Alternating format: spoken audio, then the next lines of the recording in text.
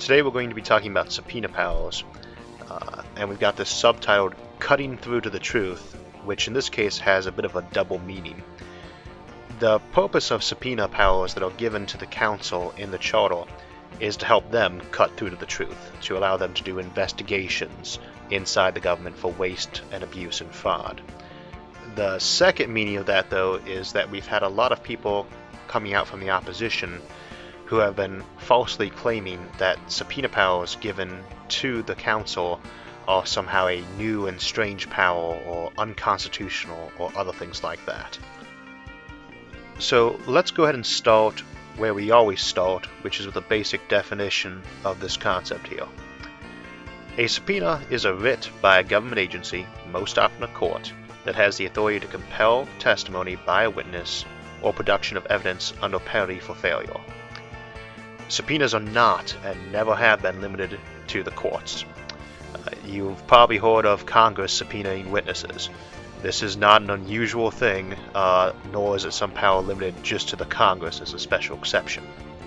There are roughly 300 federal agencies that have the ability to issue administrative subpoenas, and there are any number of city councils that have this ability, as well as any number of state agencies. This includes a lot of agencies that you wouldn't normally think of as having a law enforcement or judicial role. If they need to be able to investigate something, they have typically been given subpoena powers. We've heard from a lot of people who are opposed to the charter that this is a violation of their Fifth Amendment right. In this context, the right not to incriminate yourself.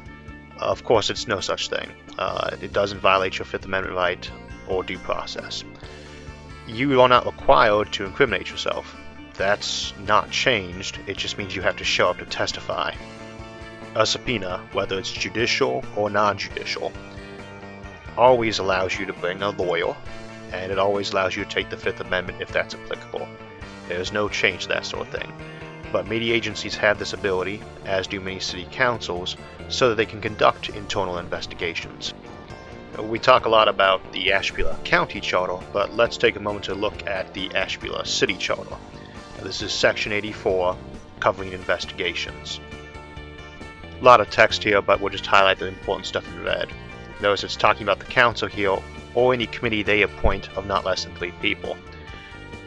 May issue subpoenas. Right here we see in the Ashtabula City Charter that they may issue subpoenas.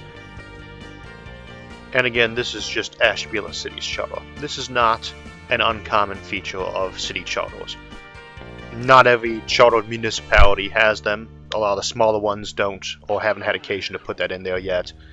But almost any city or any agency of the government that has had occasion to deal with corruption and ever had occasion to need to investigate that typically is going to add provisions to allow subpoena right away. It's not a new power. It has been around for a very long time.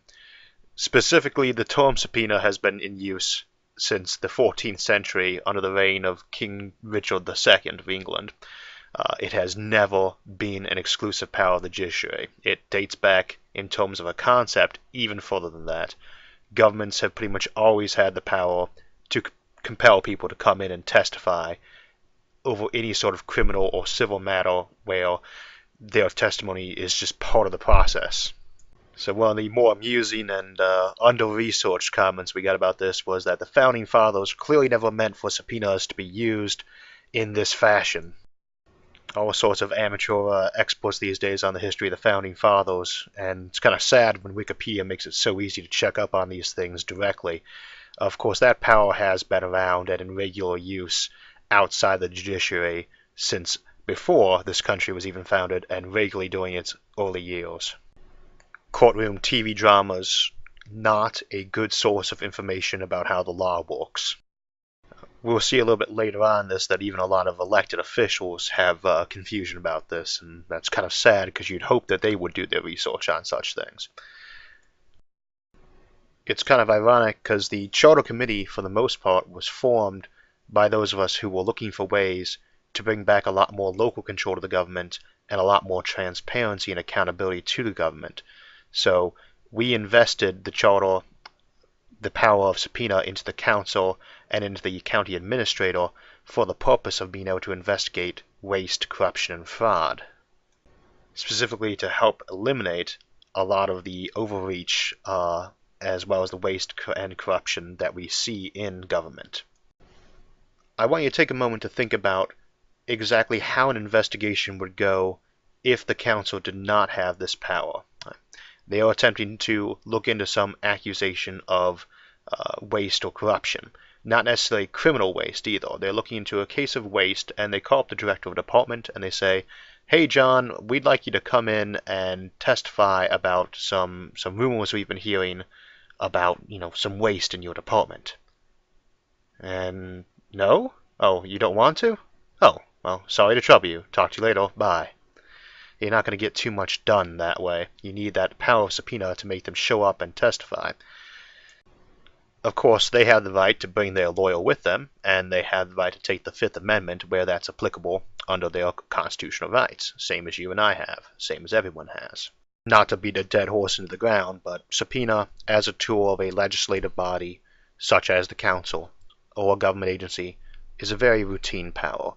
And we had a debate recently in Trumbull with the anti-charter group, and this question came up. It had come up in previous debates as well, and the opposition hasn't really done their research on this like I think they really ought to have, because we corrected them there at the time, and they repeated this. So we'll just go ahead and show the video clip of the question being asked and their response. Then we'll get back to that. Why should Charter Council have authority to administrative subpoenas? Isn't this the job of the judicial branch? And doesn't this authority affect due process legislation?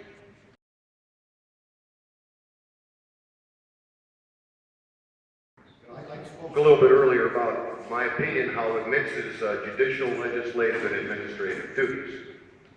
So obviously I agree that those subpoena authorities should be vested, as they are for state law, in the prosecutor, the courts, and law enforcement, not an appointed public official. I think it's probably worth pointing out to Mr. Distel that law enforcement are appointed public officials. Of course, it doesn't confuse judicial, legislative, and administrative powers, because it is not a power limited to the judicial branch. I wouldn't come down quite so hard on him normally if we hadn't had this already come up in the last debate, and if we hadn't had this disproven over and over again since then. There was tons and tons of time to have found out that he was wrong on this, and he hasn't. And the man is a former district commissioner and state legislator. He should already know this, and he should know how to do research. So let's go ahead and close things out. Subpoena powers, in short, are a routine ability of most government agencies, as well as many city councils that are chartered. A county is certainly able to do the same things the city should be able to do in terms of having the right infrastructure and support to do it properly. A question that comes up sometimes is, can we expect the council, which is part-time, to be able to actually do a subpoena properly? Logic goes, don't they need to be lawyers to be able to do this properly? Of course, as we've seen with subpoena, it's simply a document that tells you you must show up and testify. You don't need any special legal knowledge to issue one of those. You're simply saying, we want to hear this person and have them talk. But of course the council has access to a law director under the charter who can advise them. So they can certainly issue those, and they can use them properly. The proper use of them is to help clean up any sort of corruption or waste we have inside the government. And that seems to me, personally, like a no-brainer, something you can make sure you have that as an ability in your government if you want to stay clean of corruption. And I think it goes without saying that's what most of us want out of our county government. So, thank you for listening to this. This has been another one of our discussions about the charter, and we hope to clear up any kind of confusion that you might be having in regards to that. We hope you vote yes on issue 1. Have a great day. And thanks for listening.